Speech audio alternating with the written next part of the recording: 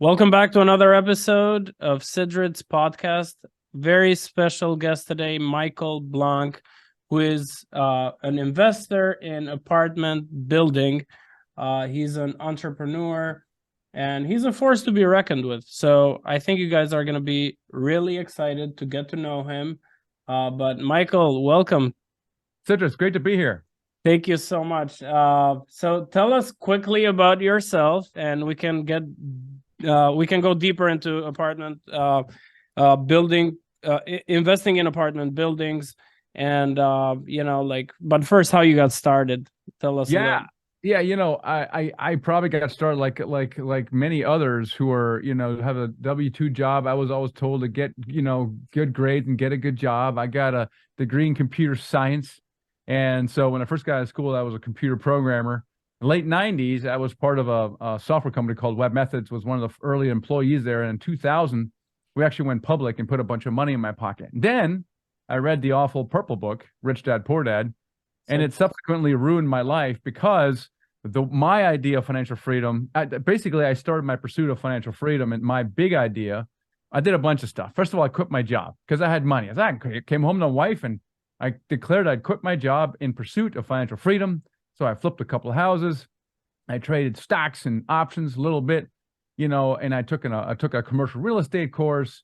But my big idea was restaurants. So I bought a franchise of restaurants and hired a guy to run it all, and then opened, pretty soon I had eight at the max, 8 restaurants, and that worked pretty well until the recession came around. And then it stopped working so well. And I spent the next 5 years trying to extricate myself out of the restaurants. Long story short, I subsequently lost my IPO millions in the great restaurant debacle. And while this is going on, I was trying to dig myself out of the hole with real estate. When everybody thinks real estate, they're thinking of wholesaling or flipping or landlording. I thought flipping, because I flipped a couple of houses right before the recession. It went really well. So I started flipping houses. So we flipped about 3 dozen houses in 3 years. So I'm working 80 hours a week, losing my shirt on the restaurants, trying to get out of those, making money on the house flipping, and basically not losing money at the end of the day. And I then sort of accidentally got into an apartment building in 2011, remembering my commercial real estate training from back in 2006. I got it from one of my wholesalers, got into it. That alone was a nightmare. But the point is, after about a year, it stabilized, and I kind of got bored with it because flipping houses is much more exciting. Until I finally paused long enough and went, my gosh, what was I looking for? Was I looking for passive income? Yes. Is house flipping passive? No, it's not. Meanwhile, this building is sending me $1,000 a month in mailbox money. And I thought, I am an idiot. I've been wasting my time or distracted 3 to 5 years flipping houses when in fact I should have gotten an apartment building. And that's kind of when I pivoted. And so I started blogging about it and developing courses. And then, of course, started doing apartment buildings. And today we're one of the leading authorities in helping people learn about syndication, how to raise money, and how to get into apartment buildings. And now we know it doesn't require any experience, and it doesn't require your own cash. And so that's very exciting. That's amazing, and quite a career. So congrats. I mean, I'm sure you had all the ups and downs. Before we dig deeper into the investing in apartment complexes and buildings, tell me a little more. How did Rich Dad, Poor Dad ruin your life exactly? Well, so it plants this idea of passive income, right? Which to many people, including myself, was a new concept entirely. But it doesn't tell you how to do it. It just mentions things like real estate and mentions things like cash flow business, and the reader is left to their own devices to figure out, well, what should one actually do to generate said cash flow? And so so my cash flow business was the pizza restaurant. It was this restaurant franchise. That was my cash flow business. And on the real estate side, like so many people, it's usually a single family house strategy. And neither of those actually got you to passive income. If I look at it in hindsight now, none of those strategies actually was going to get me where I wanted to go. I thought they did, but they didn't for various different reasons. And so that's why it ruined my life. It really didn't tell me how to do it. And what I want to do now is take the Purple book and put the Yellow book, which is mine, right behind it, because the Yellow book shows people how to actually take that dream of financial freedom with real estate and actually implement it with apartment buildings. The trouble with it is that most people in their minds, when they hear about apartment buildings, they immediately go, oh no, I can't do that. I don't have the experience. Let me get some experience. I don't have any money. Let me get some money. And so 5 to 10 years, I'll quote graduate apartment buildings. And so now we know you don't have to do any of those things. You can literally, if you want, skip the single family house investing and get right into apartment buildings. Really interesting. And we'll post the link to your book in the show notes so people can go and buy it. That's very good. And my question would be, so you do have a mentoring program where you talk about these things. How is the mentoring program unique and maybe different than what's out there, what other people are doing? Well, first of all, I think mentoring is something I didn't really pay too much attention to in my own career. And I have noticed that, like, for example, restaurants, I didn't have a mentor. That failed miserably, right? House flipping, I had a mentor. In fact, the first postcard campaign I sent out, I actually got 2 deals off of that. And it's because of mentors. So in my own life, every time I have a mentor and advisor, the ROI is, vastly, is always 10x and larger. And every time I haven't, I struggle. I try to figure things out. It takes longer. I make big mistakes. And so in anything you're trying to do, where there are mentors, back in 2006, there really weren't any. No one was teaching this kind of stuff. It was kind of the secret thing that people have been doing for decades, but no one actually showed you how to get started. And so now, we have that. And so being able to work with a full-time syndicator is magical, right? Because now today we're following a proven system. We call it the Dealmaker Blueprint. We have a methodology for teaching someone how to get into syndication, so that within 90 days you are very confident speaking with brokers and investors, right? Which you don't need years of experience, and you're working with people who can support you. You get into a network not only of your peers, other people who are doing what you're doing, but you get access to syndication experts, and that's helpful, right? It's helpful to be able to break into that. But we also have a lot of free resources. We have the podcast, we have the book as well, a YouTube channel. So typically what happens, a lot of people they get intrigued and they look at it and they follow it and they go, is this something that I see myself doing, right? And if the answer is yes, I don't have all the details, but it's like, it's very interesting. At that point, you might want to go a little bit deeper. But in the beginning, you're just going to check it out. You're going to check out the business opportunity. And so Gotcha.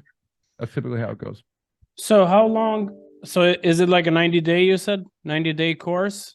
That's typically what we have is, we have what we call the Dealmaker journey. The Dealmaker journey is probably 5 years long, right? Typically, it starts off with, hey, I'm thinking about quitting my job. How do I quit my job? What can I possibly do? Okay, so typical thought is, I want to quit my job. And so that's the first part of it. The first milestone is your first deal.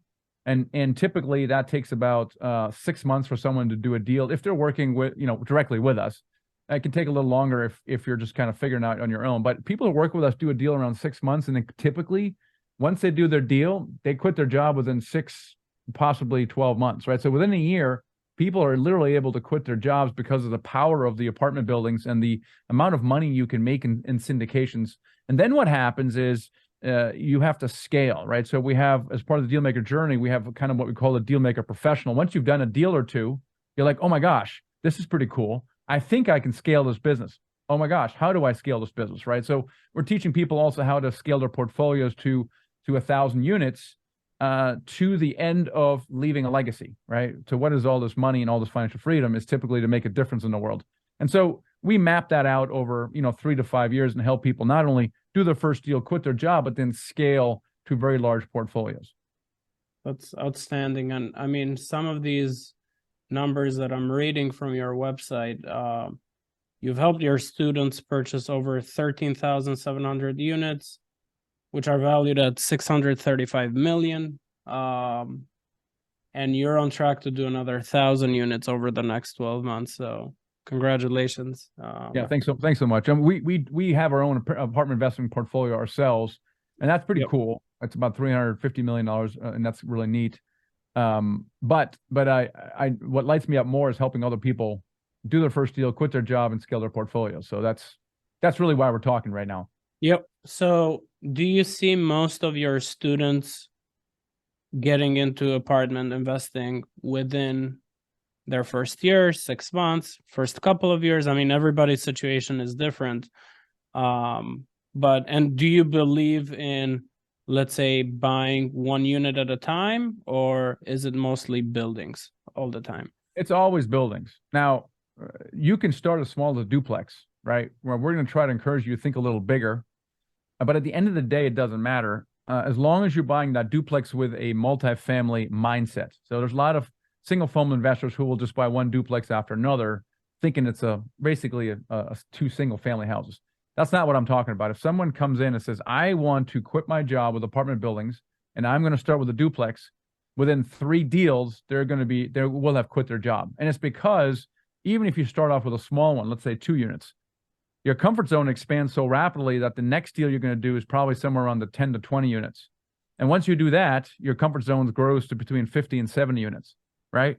And so your comfort zone grows, almost exponentially, which is why even if people start with a duplex, yeah, it might take a little longer, but they're going to get there. It might take a little longer than 6 months. It might get there. They might quit their job in 18 months.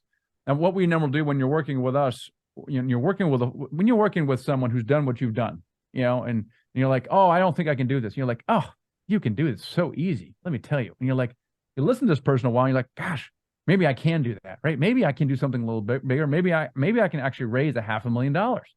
Maybe I can raise a little bit more if I partner with someone, right? And so when you start learning this a little bit and you start believing, at that point, you can start taking steps in that direction. And most people, I think the average deal size for our students is about 50 units, right? So, and many of them come in with like I talk, thinking I'm going to do a duplex or I'm going to do a 10 unit, but they end up doing a much larger deal. And it's because you're exposed to people who feel that 50 unit is kind of a small deal, right? And you're like, oh my gosh, I didn't think small deal, but maybe you're right. And so it basically what I'm saying is you don't need 10 years of investing experience for you to grow your comfort zone. It can be done very rapidly. And so we have something, the first 90 days I'm talking about is what we call dealmaker certification. It's basically 30 days of learning, right? Another 30 days of practice in a market that you're not going to buy in, right? And then you build your team, and then another 30 days and you will have a high degree of confidence speaking with brokers and investors, right? So that's the first 90 days. And that gives you about 3 months to kind of do your first deal. And so that's why when someone follows that blueprint, the result is almost always predictable if they stick with it, right? Some people don't. They're like, oh, this is very tedious. I thought someone would do this for me or deliver a deal to me on a silver platter, which even in single family house investing, is not true. So you gotta stick with it. You gotta be consistent. But people who are consistent, that's kind of the results you're getting. And it's great because it works for people from all different parts of life, whether they have money or don't, whether they know people or don't, and whether they have experience or not. We don't really see a correlation. Gotcha. So you're looking at deals all over the U.S. or outside of the U.S. too? Do you have international students as well? Not so much international. It's typically in the United States. We focus typically in the Southeast, so in the Atlanta area. But typically, the southern climates is where the markets are better for really any real estate in general, not just apartment buildings. And it's because the population is moving into the warmer climates. They're moving in from both coasts or from the north down into Texas and down to the southeast. And that's where the population and the incomes and the jobs are growing. And therefore, the real estate is rising in those areas as well. Gotcha. So for someone starting brand new, why would a real estate investor hire a mentor like you? Well, there's always 2 approaches. First of all, okay, let me back up. It's really to accelerate the process and to avoid big mistakes in general. That's why you always have, that's why I hired a mentor for the house flipping thing, is I wanted results sooner, not later. I'm a pretty smart guy. I can figure stuff out, but I know that I didn't want to flail about. Though I was perfectly happy to do so in the restaurant business for some strange reason. I don't know why, and you see the result of that. So it's really to accelerate the results that you desire, whatever those are. In this case, you want to do your first deal and quit your job. And I surely would love to do that in the next 12 months, right? So if I want the next 12 months and not 5 years, then I'd like to work with a team or a mentor, or I want to connect with a network. I want to follow a proven system. I want those things. And however, it does cost money to invest in coaching and mentoring and things of that nature. So you'd have to invest in yourself. Now, the good news for us, if you don't have the money to invest, it's okay. There are other resources we have shy of actually working with a human one-on-one to get you through this thing. We have online courses, for example. We have live events. We have, like I said, the YouTube channel. There are people who just have ground it out. You know, they just go through the online course and they figure it out. It takes them longer, yes, but they figure it out. In other words, you got it. Whatever you have, you use to get ahead, whatever that is, right? Yep. And but the bottom line, if the thing that they all have in common is hustle, that's it. Whether you have a mentor or not, you need hustle. And I asked Grant Cardone on the podcast. I know you interviewed him as well. I asked him, what's the secret of your success? You know, I thought, oh, it's my plane or my Bentley or something like that. And he paused for a second. He says, consistency. And I thought that was super boring, but I thought about it. I was like, it's so profound because it's so true. Yep. It's consistency, doing small things each and every day that gets the results. And I think back to your question, working with an experienced person, using a system that has worked for many people before will simply accelerate that. But no mentor or coach can do those things for you. You have to work that system. But 100%. Yeah, that combination of consistency, system, and advisor, though that combination, it's lights out. It's always going to work. I agree. And just a correction, it was Gary V, not Grant Cardone. Oh, Gary V, shoot. Yeah. That's even better. All right. Well, but no, just wanted to correct that because I don't want people going on the podcast looking for Grant. Grant. Where's Grant? I'm looking for Grant. But I love Grant too. You know, he's awesome. Gary V, that's strong also. I'm sure he probably wouldn't disagree with what we just talked about. For sure. So the financing portion, especially now that, you know, there's recession fears or we may be in a recession, what are you seeing now? Is financing harder to get, or your methods or ways of raising capital always work in any environment? Well, they change, right? You can always get financing, but it changes, right? So for example, right after COVID, financing changed, and you have to modify how you analyze deals. It's also called underwriting, how you underwrite a deal, right? Mm-hmm. If your interest rates is higher, you have to model the deal with a higher interest rate. If you get a lower loan to value, you get less money for financing. Well, if that's all you can get, then you have to put it into your analysis, and therefore you can't pay as much. And so what's happening typically right now is not that the prices have went down from March. March of this year was probably the high point, to some degree, even on the single family house prices. Mm-hmm.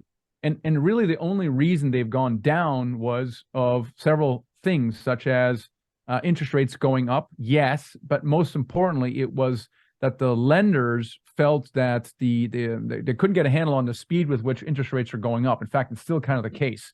Yep. We don't really know if the Fed is going to keep hiking rates and at what speed. And so in a lender's mind, that introduces a level of risk. They're always trying to mitigate the risk, and the risk is not with collections and expenses, okay? The fundamentals are very strong. Their risk is in where interest rates are going to go, and they're always trying to hedge their risk. And you can see that they're having trouble doing it because of the lower loan pros you're getting in with loans. So therefore, the lending side has changed.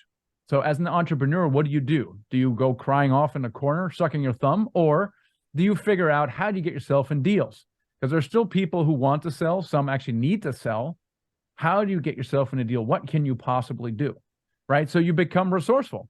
If I only get 60% loan to value on traditional financing, and I get, let's say, 15 to 20% of equity from investors, how do I bridge the gap, right? So some people say, I'm going to raise debt. It's called like preferred equity, but it's basically like debt. And many investors love the preferred equity. They want a straight 8 or 9% interest. They don't care about the upside projections. They just want a straight interest rate, right? And so a lot of people find that very attractive, and we may or may not use that kind of thing. So the point is this: the market always changes. There's something about the change. As long as the fundamentals are strong, you want to continue investing in it. Are the fundamentals strong? Yes, they're incredibly strong. Inflation is so good to real estate, right? And so you have inflation driving up not only expenses, but rents, right? They're driving up, the income is going up, okay? That's good.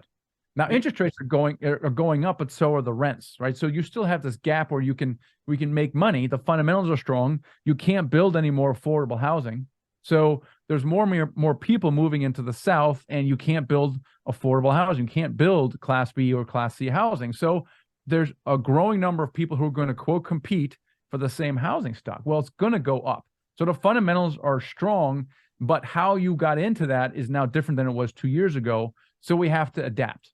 And that's another benefit of working with a mentor. These guys are doing their own deals and they're going through the same problem that we are. We're all talking, we have our own masterminds with each other. How do we adapt? What lender are you using? How are you raising this? How are you underwriting your deals right now?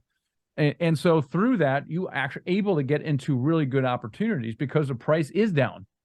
And the lending will stabilize. It might stabilize at a higher interest rate, but who cares, right? As long as a lender can project where interest rates are going to stop, the loan to values will go back up. So this is a short-term time in the market. Yep. But like COVID, we got into 2 deals after COVID because we were able to quickly adapt and become resourceful. That's amazing. I'm sure you get this a lot, but hey, if I have no experience and no money, is this the right move for me? You know, like learning more or being part of the mentoring program. It is, if you want to be net financially free with real estate. Like you read the Purple Book and you're like, this is really cool. How do I do it with real estate? If you're going to do it with franchises or maybe online marketing or some other mechanism, I'm not your guy. But if you have real estate on the brain, I'm your guy. And the cool thing, the reason it works for so many different people is because in a syndication, there are typically partnerships. It's not just you, yourself, and you. It's not you stewing in your own juices. It's typically you and at least one other partner. And this is because a syndication requires 2 different kinds of people. One is more of an analytical type person, detail-oriented person, a numbers person, typically more introverted, okay? Those are great at finding deals, analyzing deals, getting the deal done, managing the deal, very detail-oriented, very operational. The other person is the exact opposite. They're very relationship-focused, right? They have the gift of gab. They love talking to people. The sight of a spreadsheet makes them break out in a cold sweat, right? But you need those kind of people for raising capital and then also to market the business so you can raise more capital.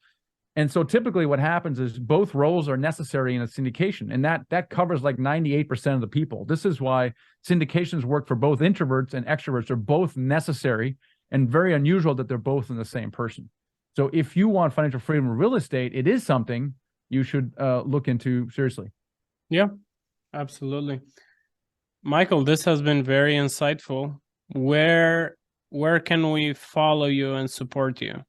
Well, thank you so much for the question. We put a lot of our free resources into what we call the Freedom Vault. Over the years, we have a lot of free downloads that we all put it in the same place, and it's the Freedom Vault. And so the link I'm going to give you has a link to the Freedom Vault and also to the podcast. Those are 2 free things that people can check out, and it keeps them busy for a few weeks. And it's at thefreedompodcast.com/Sidrit. Sidrit, yeah. Your first name. Okay. So the freedompodcast.com/Sidrit. And that has a link to both the podcasts. You can just click on it and it brings it to whatever, Spotify or something. And then the other one is the Freedom Vault. And in there's an ebook on how you can raise money. There's an ebook on how to analyze deals. There's actually even a free copy of this book in there, which is Financial Freedom with Real Estate. It's on Amazon. It's $10. So you have a PDF version in there as well. And so this book is going to be a good foray introduction into the world of syndication and what it entails. I'm gonna have to check it out myself too. Thank you, and I'll put everything in the show notes. I'll put the links in the show notes so it's easier for everyone to click on them. But I appreciate you. It's been very insightful for me myself. You always have these like hurdles in your head and thoughts that, oh, it's so tough to get started, especially doing 50 units or 20 units, right? So it's great to see that there are resources out there, proven resources, people doing it every day. So thank you for your time. I really appreciate you. Hope to catch up with you again in the